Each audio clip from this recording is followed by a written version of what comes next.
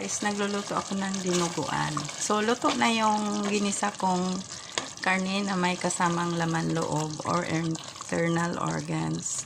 Tapos, meron na yan siyang timpla. Meron na rin niyang laurel. Tapos, dagdagan ko na lang siya nito, guys. Yan.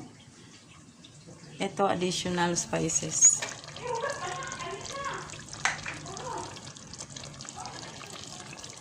Additional spices yan, guys. Pasensya na sa ingay, guys.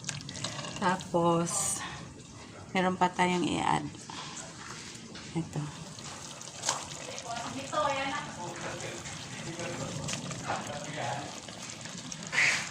So, the rest of the spices, toppings na yan.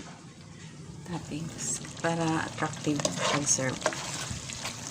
By the way, guys, medyo napaalat siya kasi naging sticky na siya.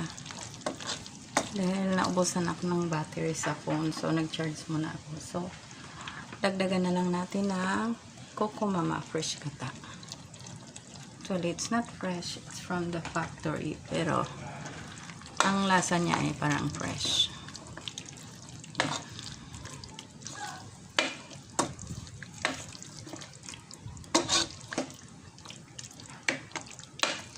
So, ayan guys. Luto ng ating dinuguan. Pork dinuguan yan guys. So, yung procedure, ginagaya ko lang yung ibang vloggers.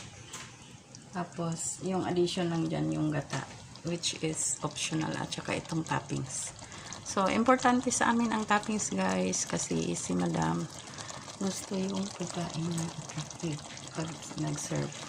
So, patayin ko na ako para hindi maluto yung ating garnish. So, yan guys, ready to serve na. Thank you so much for watching guys.